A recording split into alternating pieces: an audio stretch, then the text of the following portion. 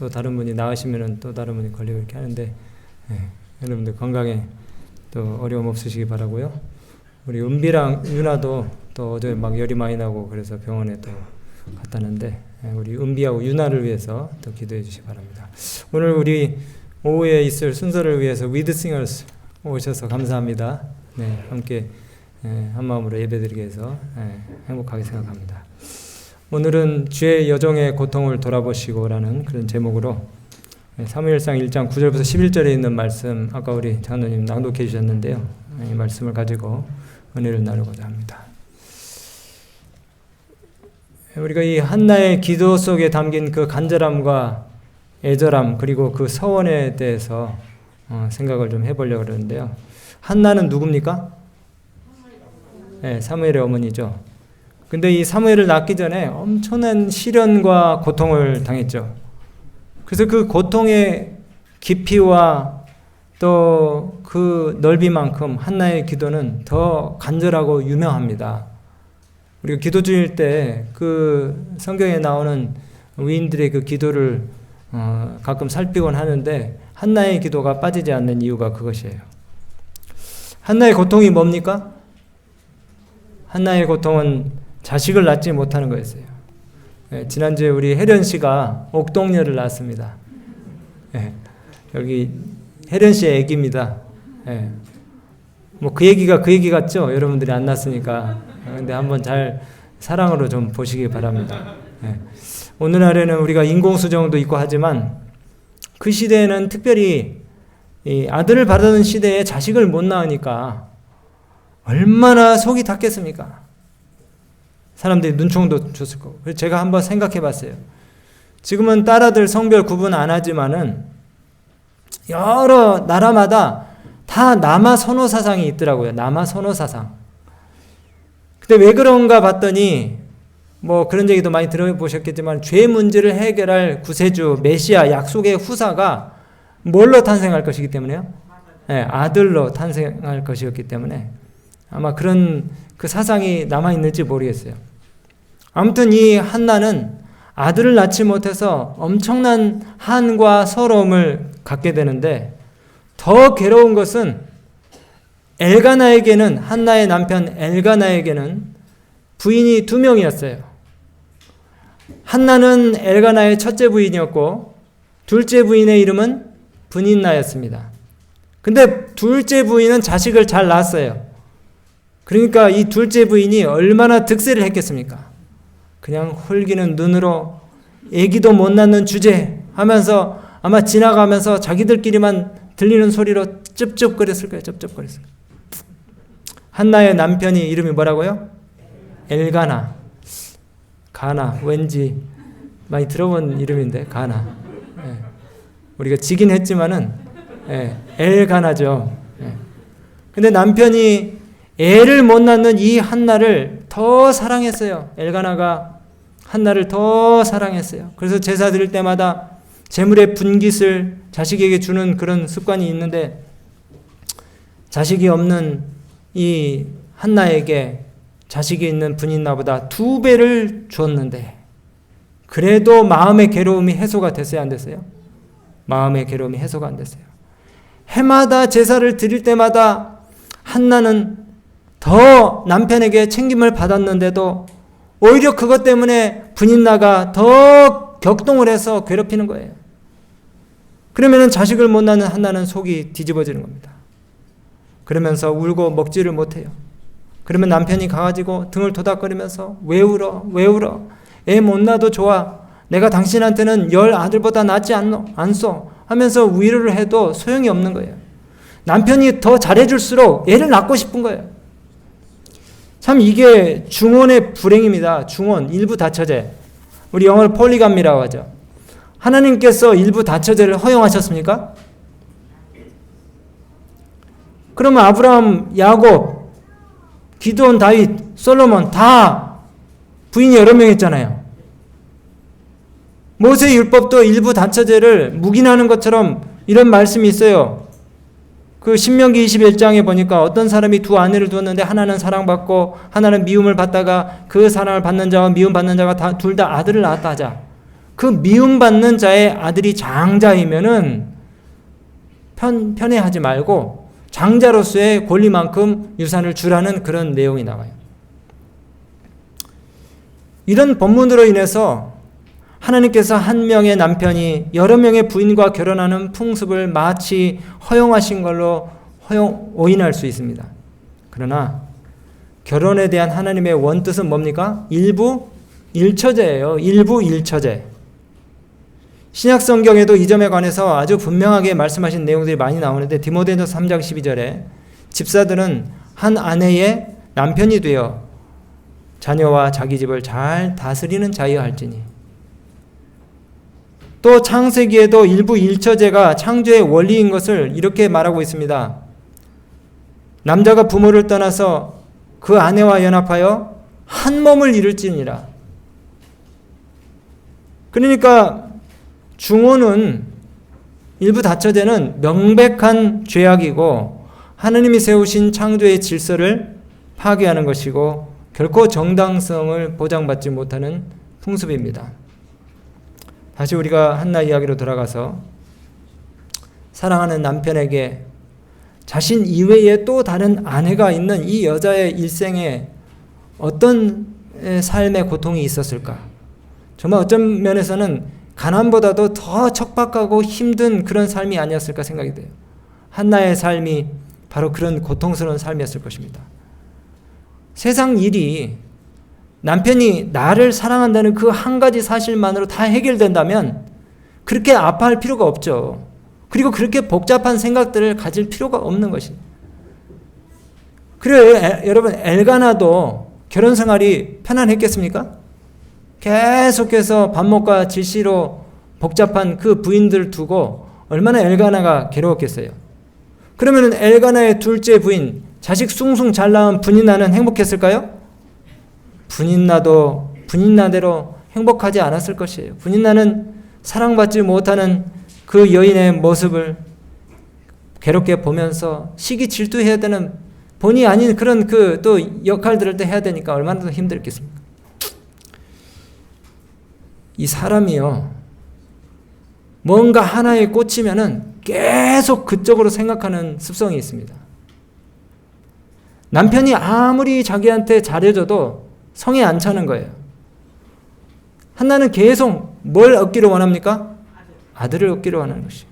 여러분, 이 이야기 속에 우리의 인생이 들어있습니다. 내가 아무리 여러 가지 것을 가지고 있어도, 그리고 다 갖췄어도 남이 가진 것을 내가 다 갖지 못하면 끊임없이 목마른 게 우리 인생입니다. 제가 가끔 페이스북을 이렇게 들어가 봐요. 페이스북을 들어가 보면은 얼른 나오고 싶어져요. 제가 한 5, 6년 전부터 페이스북을 끊었어요. 아예 끊었어요. 왜냐면 거기 들어가서 이 사람 저 사람 그 근황을 보다 보면은 남들은 다 잘 되고 잘 살고 나만 그냥 일이 안 되는 것 같아. 네. 사람들이 자기 자랑하고 싶은 거 거기 막 올리는 것 같아요. 유명한 사람 만난 거, 멋진 장소에 간 거, 시험 잘 쳐서 합격한 거, 좋은 차 산 거, 지 아들 명문대 간 거, 자기 딸 부자 사위 잘생긴 사위 얻어서 결혼한 거, 자기가 이루고 성취한 것들, 자식 자랑, 남편 자랑, 그냥 자랑 그거 보고 있으면은 내 자신이 너무 초라해지는 것 같아가지고 살짝 들어갔다가 나옵니다. 근데 그래도 혹시 내가 좀 빠뜨리는 뉴스가 있지 않을까 가끔 들어가긴 해요. 주 예수보다 더 귀한 것은 없네. 세상 자랑 다 버렸네. 아니, 세상 자랑 다 버렸다며요. 세상 자랑 다 버렸다며요. 야, 근데 페이스북, 카톡, 그 다음에 트위터, 그리고 또 뭐 있습니까? 인스타. 온통 다 자기 자랑인 것 같아요. 죄송합니다. 이 페이스북, 카톡, 인스타 하신 분들한테 정말 죄송해요. 네. 제가 너무 피해의식 때문에 그렇게 이야기하는 건지 모르겠지만은 안 그러신 분들도 많아요. 그 자기 일상을 갖다가 노트북 하드에다 저장을 하려고 그랬는데 그걸 자꾸 날려먹고 이렇게 하니까 그 라이프로그 비슷하게 그 아카이브처럼 자기 일상을 거기 보관하기 위해서 올리시는 분들도 있어요. 근데 이제 되게 보면은 나도 모르게 경쟁적으로 내가 싫어하는 어떤 사람한테 자극을 주기 위해서 자꾸 그렇게 올리는 거예요. 그러다 보니까 우리가 남을 의식하는 삶을 계속 살아야 됩니다. 내가 이렇게 하면 남이 얼마나 힘들까 이걸 사람들이 생각하지 않아요. 내 재미, 내 즐거움, 자기 성취, 자기 자랑, 자기 자부심으로 도취돼가지고 항상 이야기를 할 때 사람들이 자기를 드러내려고 그래요. 자기를. 그렇게 하면은 반드시 상처받는 사람이 생긴다는 사실을 알아야 되는데 계속 자기 자랑, 자기 자부심, 자기가 성취하고 이런 것들만 이야기를 합니다. 그래서 예수님의 성육신이 기가 막힌 거예요. 예수님의 성육신이. 흠모할 만한 아름다움이 없이 그저 평범한, 아직 평범하지도 못한 낮은 모습으로 이 땅에 오신 예수님이 진짜 훌륭한 거예요. 바울도 자신의 못난 것을 자랑했잖아요. 세상의 모든 자랑을 배설물처럼 여겼다고 하잖아요. 여러분, 분인나 안 봐도 뻔해요. 기세 등등하고 깐족됐겠죠. 사람 속을 아주 박박 긁어댔겠죠. 여호와께서 그로 성태치 못하게 하심으로 그 대적 분인나가 그를 심히 격동하여 번민케 한지라. 옛날 하갈이 그랬던 것처럼 분인나의 충동질이 아주 끊임없었을 것입니다. 매년대를 들 때는 물론이요, 분위기가 조성이 되면 이 분인나가 그의 경쟁자 한나의 마음에 상처를 입히고 자신을 높일 수 있는 그런 기회가 주어질 때마다 언제나 그렇게 했다고 그랬어요. 근데 그 뒤에 누가 있습니까? 사단이 있어요. 사단은 할 수만 있으면 하나님의 신실한 자녀들을 화가 나게 하고 멸망시키기 위해서 그의 대리자를 이용해서 그들을 괴롭히고 충동질한다 그랬어요. 여러분, 사단의 조종을 받지 마시기 바랍니다. 하나님도 너무하시지. 너무나 답답할 노릇이에요. 아이를 갖는 것이 내 마음대로 됩니까? 아이를 갖는 것이 내 마음대로 되냐고요. 세상에 내 뜻대로 안 되는 일이 너무 많아요. 자식 농사도 내 뜻대로 안 되고요. 돈 버는 것도 내 뜻대로 안 되고, 어른들 눈총지면서 왜 시집장가 안 가는데 결혼하는 것도 내 뜻대로 안 돼요. 심지어는 불면증 환자가 잠 좀 자고 싶습니다. 잠 좀 자고 싶은데 통증 좀 먹게 해주시죠. 기도해도 내 뜻대로 안 돼요. 근데 그렇게 비통하고 저린 가슴에 비수를 꽂는 듯한 오해의 말을 들었을 때 더 힘들어요. 여기 제사장 엘리가 한나가 괴로워서 성전에서 기도하는 모습을 멀찌감치 바라보다가 와서 하는 말이, 아니 제사장이 와서 하는 말이, 네가 언제까지 취해서 있겠느냐, 포도주를 좀 끊어라, 이렇게 말하는 것이에요. 아니 자기의 슬픈 심정을 위로는 못해준 망정 제사장이 자기를 술주정뱅이로 그렇게 의심하는 그런 이야기를 들었을 때 얼마나 괴로웠겠습니까? 한나가 이렇게 대답해서, 한나가 대답하여 이르되 주님, 내 주님, 이거는 하나님께 말하는 게 아니고 엘리 제사장이에요. 내 주여, 그렇지 않습니다.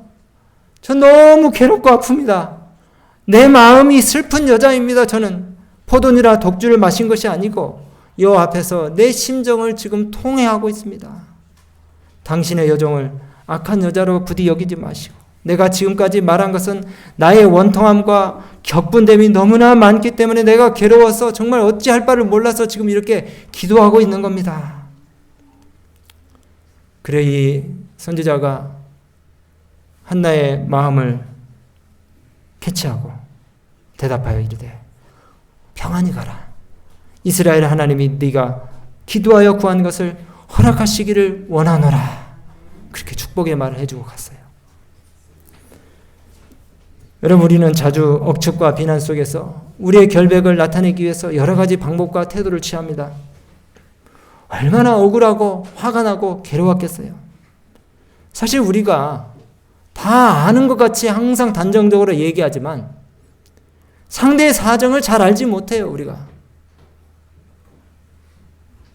그러면서도 내 생각이 늘 옳다고 큰 소리를 칩니다. 그래서 상처를 줘요. 억울하게 합니다. 저희가 필리핀 갔을 때 아이들이 첫 달 동안 영어센터를 다니는데 그 영어 시험지를 들고 왔어요. 이거는 이제 제가 인터넷에서 그냥 아무 거를 갖고 왔는데 아랍도 저렇게 하더라고요.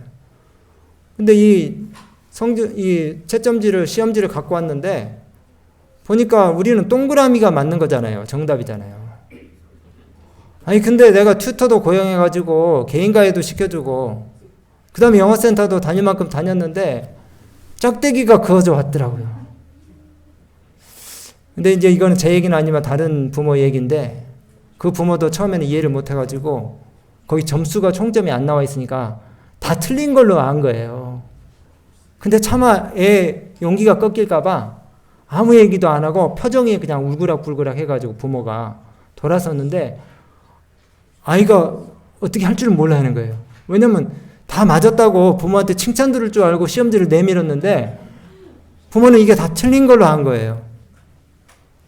그래가지고 한동안 아이가 이제 부모의 그 반응에 낙심을 해가지고 있는데 나중에 알고 봤더니 이게 짝대기 이렇게 빗금 그은 거 이건 다 맞은 거거든요. 맞은 거거든요. 이 부모가 자녀를 억울하게 만든 겁니다. 부모가 자녀를 억울하게 만들었어요. 여러분 그 믿음 좋은 며느리가 시어머니 핍박을 받으면서 신앙생활을 했어요. 그럼에도 이 며느리는 시어머니를 사랑해서 늘 이 시어머니를 위해서 눈물을 흘리면서 기도를 합니다. 그리고 새벽에 기도를 하다가 지치면 또 찬미를 부르는데 너 시험을 당해 죄 범치 말고 불렀어요. 근데 옆방에서 듣고 있던 어머니가 그렇게 이 며느리가 자기를 위해서 기도하는 줄 모르고 이제 어느 날 이 며느리 집에 시어머니를 전도하기 위해서 그 며느리의 교인들이 방문을 왔어요. 신방을 왔어요. 그리고 이 시어머니를 설득하기 위해서 훌륭한 며느님 두셨다고 며느님이 시어머님을 위해서 새벽마다 그렇게 기도하고 또 교회 나오시기를 원하는 줄로 그렇게 한다고 그러면서 참 훌륭한 며느리 두셨다고 그러니까는 이 시어머니가 버럭 화를 내면서 뭐요?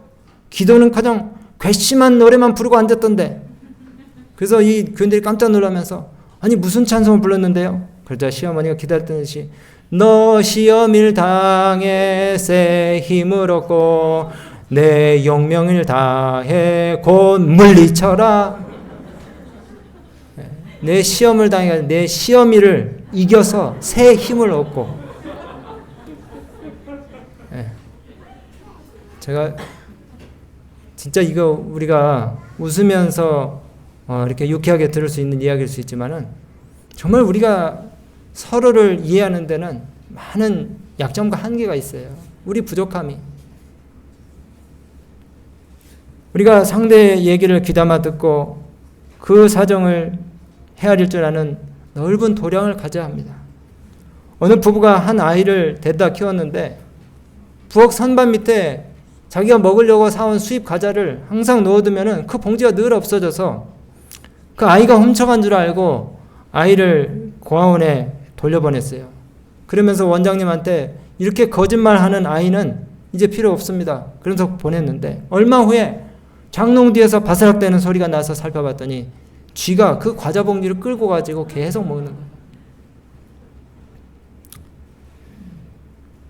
여러분 의심받고 미움받는 사람도 동일한 정신을 가지고 문제를 대할 때에 어려움이 안 생기는 거예요.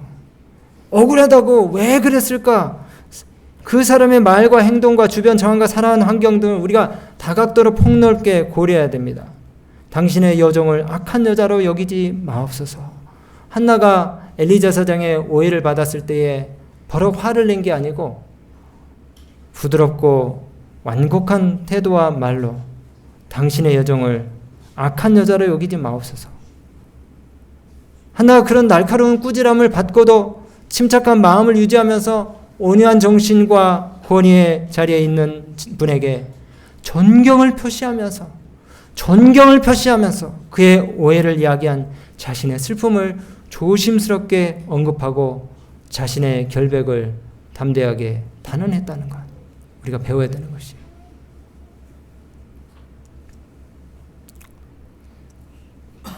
여러분 예수님이 고소를 당하실 때에 대제사장 가야바와 빌라도와 헤롯 앞에서 사람들에게 대꾸하실 말씀이 많이 있으셨을 것이에요. 근데 예수님이 보이셨던 정신도 이 한나가 보였던 정신과 똑같은 것이에요. 태도가. 이사야 53장 7절에 우리가 너무 잘 아는 말씀이 그가 곤욕을 당하여 괴로울 때에도 그의 입을 열지 아니하였으며 마치 도사장으로 끌려가는 어린 양과 털 깎는 자 앞에서 잠잠한 양같이 그의 입을 열지 아니하였도다. 다윗이 사랑하는 사람들에게 배반의 고통을 많이 겪었습니다. 시편에 다윗은 이렇게 이야기하고 있어요. 그들이 악한 입과 거짓된 입을 열어서 나를 치며 속이는 혀로 내게 말하며 또 미워하는 말로 나를 두르고 까닭없이 나를 공격하였음이니이다. 나는 사랑하나 그들은 도리어 나를 대적하니 나는 기도할 뿐이라. 그들이 악으로 나의 선을 갚으며 미워함으로 나의 사랑을 갚아싸우니 그들은 내게 저주하여도 주는 내게 복을 주소서. 그들은 일어날 때에 수치를 당할지라도 주의 종은 즐거워하리이다. 여러분, 우리가 하나님 앞에 우리의 마음을 토로하는 그 같은 믿음을 가지고 문제와 저주로부터의 자유함을 우리가 얻을 수가 있는 것이에요. 성령 충만해서 사랑하고 용서하고 또 하나님 안에서 화목한 그런 삶을 우리가 갈구해야 될 것입니다. 오늘 저는 말씀 마치면서 여러분 인생 살면서 힘들고 어려운 일도 많으시죠? 제가 사실은 이 한나의 그 고통에 대한 이 성경절을 한 두 달 전에 이 말씀을 읽으면서 달력에다 이 말씀을 함께 나눠야 되겠다고 12월 3일 이 달력에다 써놨어요. 왜냐하면 제 설교가 계속 이제 다른 손님들이 있어가지고. 근데 그 두 달 전에 제가 그냥 개인적으로 또 힘든 일들이 많이 있고 그렇게 해서 이제 이런 말씀도 준비했는데 정말 우리가 그 살면서 해결의 실마리가 보이지 않는 인생의 문제 앞에 자주 서면서 좌절하게 됩니다. 운명이려니 하고 끌어안고 살 수도 없고 고통의 현실을 극복할 대안도 없고. 근데 여러분 이 이야기는요 놀랍게도 해피엔딩입니다. 해피엔딩이에요. 이게 어떻게 가능했겠습니까? 의외로 답은요 단순하고 간단합니다. 하나님께 기도했다는 거예요. 여러분 개인의 문제든 가정의 문제, 직장 문제든 사회 문제든 문제는 다양하지만 해결 방법은 딱 하나예요. 하나님께 통곡으로 기도하여 주님의 은총을 힘입는 것입니다. 오늘 한나의 기도가 우리에게 필요해요. 한나는 마음속 깊은 곳에 솟구쳐 오르는 인간적인 슬픔과 고통을 숨김없이 하나님 앞에 내놓고 사람들을 만난 게 아니에요. 사람들에게 도움을 청한 것이 아니고 하나님께 자기 마음을 토로하고 무릎으로써 자기 자신의 가엾은 형편들 하나님께 아뢰었을 때에 그리고 고통과 범인을 눈물의 기도로 승화시켰을 때에 인생 대역전, 대반전이 이루어졌는데 기도 응답으로 그토록 원했던 아이를 갖게 되었을 뿐만이 아니라 그 아이가 이스라엘의 역사적인 전환기를 지도한 가장 훌륭한 인물이 되었다는 것이에요. 성경에 기록된 사람으로서 사무엘만큼 순결하고 훌륭한 인격을 가진 사람이 몇 안 된다는 것입니다. 여러분 하나님은 한나의 고통을 기도로서 승화시켰을 때에 최고의 것으로 주셨어요. 기도에는 큰 능력이 있다. 우리의 큰 대적은 괴로움을 당하고 있는 영혼들을 하나님에게서 분리시켜 놓기 위해서 끊임없이 애쓰고 있다. 가장 비천한 성도일지라도 하늘을 향한 그의 탄원은 왕들의 명령이나 내각의 훈령보다도 더 사단을 두렵게 한다. 여러분 진실하게 드리는 여러분 각자의 기도는요 엄청난 대적들보다도 고관 대적들 지위 있는 사람들의 결정보다도 더 강하게 될 것입니다. 오늘 제가 말씀 마치면서 한나의 기도를 해피엔딩으로 끝난 한나의 기도를 잠깐 읽어드리고 말씀 마치겠습니다. 사무엘상 2장입니다. 여호와께서 내 마음을 기쁨으로 채우셨습니다. 여호와께서 나를 축복하시고 높여주셨으므로 내가 원수들에게 뽐낼 수 있게 되었습니다. 주께서 나를 구원해 주셨으니 나는 정말 기쁩니다. 여호와처럼 거룩하신 이는 아무도 없습니다. 주밖에는 다른 신이 없고 우리 하나님 같은 보호자도 없습니다. 교만한 자들아 너무 잘난 체하지 말아라. 거만한 자들아 너무 우쭐대지 말아라. 여호와는 모든 것을 다 아시는 하나님이시로다. 그가 너희 행위를 판단하시리라. 용사의 활이 꺾이고 연약한 자가 강해졌구나. 한때 배불리 먹던 자들은 이제 굶주리게 되었고 지금까지 굶주리던 자들은 이제 줄이지 않게 되었다. 자식을 못 낳았던 자는 7을 낳았고 자녀를 많이 둔 자는 자식 없는 신세가 되었네. 여호와는 죽이기도 하시고 살리기도 하시며 사람을 저 세상에 보내기도 하시고 다시 돌아오게도 하신다. 여호와는 가난케도 하시고 부하게도 하시며 낮추기도 하시고 높이기도 하신다. 그는 가난한 자들을 티끌 가운데서 일으키시고 잿더미 가운데서 일으켜서 그들을 귀족처럼 대우하시고 영광의 자리에 앉게 하시는구나. 땅의 기초는 여호와의 것이다. 여호와는 성도들의 발걸음을 지키실 것이나 악인은 어둠 속에서 말없이 사라지게 하시리라. 사람이 자기 힘만으로는 승리하지 못하는 법, 여호와를 대적하는 자는 산산이 깨어질 것이니 그가 하늘의 벼락으로 그들을 치시리라. 여호와는 온 세계를 심판하시고 자기가 택한 왕에게 힘을 주시며 기름 부어 세운 자에게 큰 영광을 주시리라. 마음에 답답한 고통과 괴로움과 번민과 두려움이 있으시다면 하늘을 향해서 난 창을 향하여 여러분의 무릎을 꿇고 하나님의 도움을 구하시게 되길 바랍니다. 하나님의 축복이 우리 모든 믿음의 가족들과 함께 하시기를 간절히 바라면서 말씀 마치겠습니다.